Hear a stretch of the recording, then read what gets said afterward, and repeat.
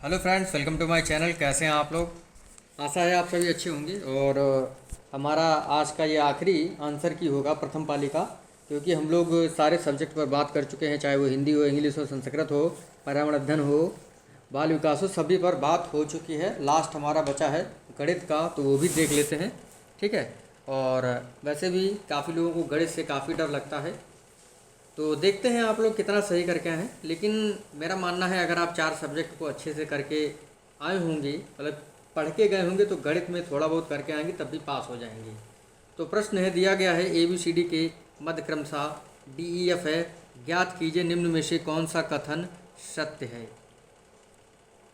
तो इसमें जो आपका DEF का क्षेत्रफल 1/4 ABC का क्षेत्रफल होगा, तो आपका ये वाला ऑप्शन बिल्कुल सही है। ठीक है।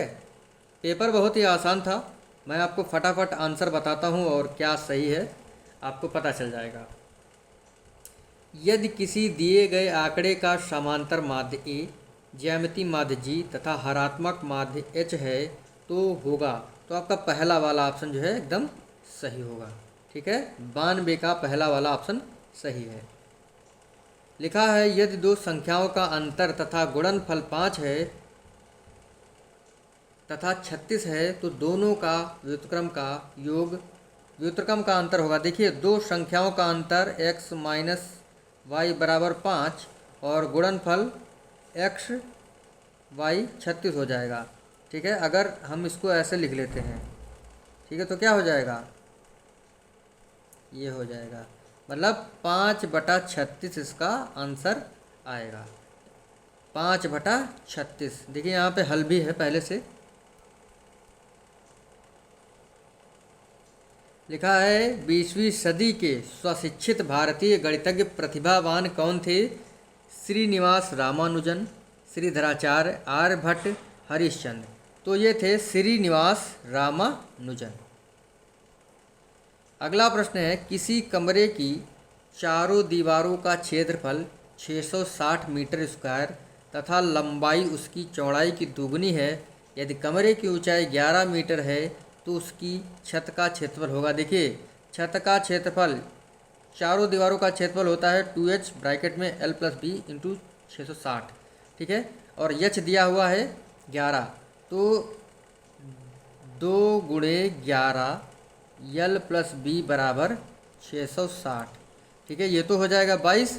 ठीक है, तो 22 तियाँ 66 यानी 30।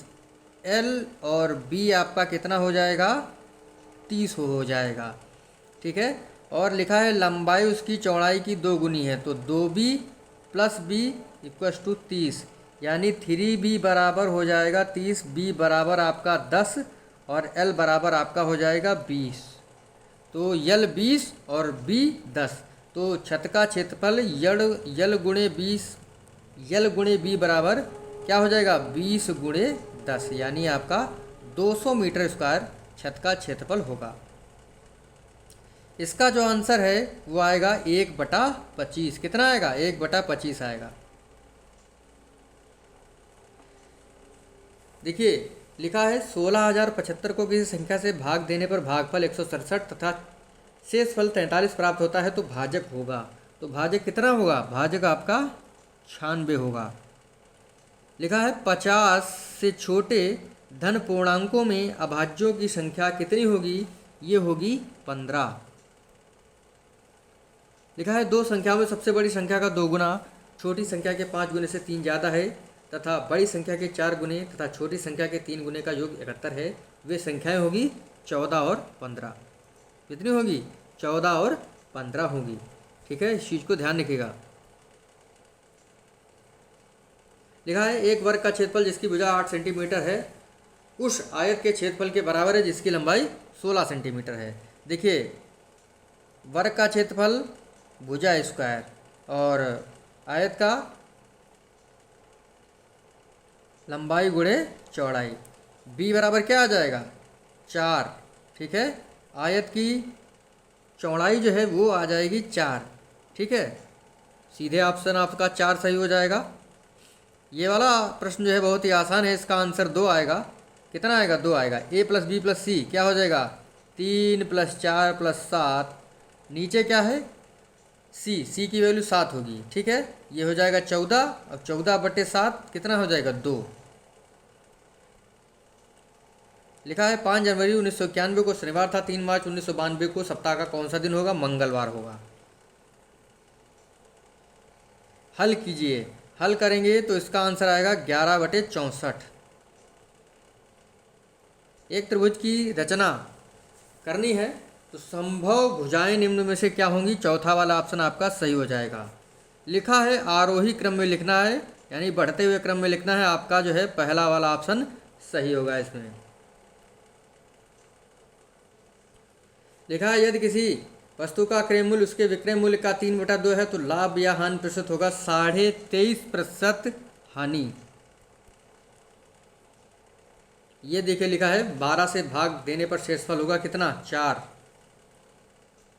इकाई का अंक ज्ञात करना है, बहुत ही आसान होगा, इसका 4 होगा आंसर। देखिए क्या इकाई क्या है, 8 × 48, 48 का 8, 9 × 72, फिर 2, फिर 2 की गुणा 2 से कर देंगे तो आपका आंसर 4 आ जाएगा। दिए गए आंकड़ों का माध्य यदि 4.5 है तो उसका माध्यक क्या होगा, ये होगा 4.5।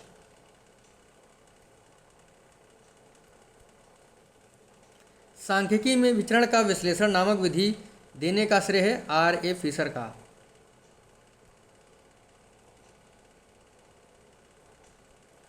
लिखा है यदि अवरोही क्रम में दिए गए आंकड़ों के दोनों छोरों से प्रेक्षण हटाए जाते हैं तो केंद्रीय प्रवृत्ति के कौन से मापक प्रभावित होते हैं, तो ये होगा माध्य और बहुलक।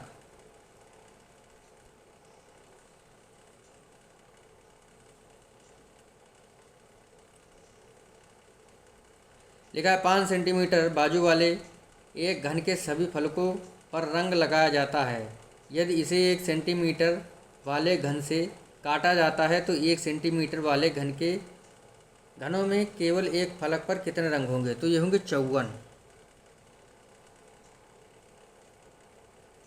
पंचभुज के अंतःकोणों का योग कितना होता है, n-2 × 180, ठीक है।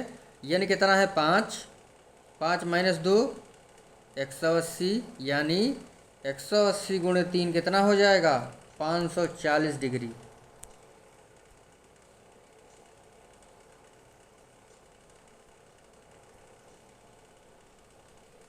लिखा है एक खंबे का 4/7 भाग कीचड़ में धंसा है, जब धंसे हुए का 1/3 बाहर खींचा जाता है तो पाया गया कि 8 मीटर माप का खंबा अभी भी कीचड़ में है। खंबे की पूरी माप क्या होगी, 21 मीटर।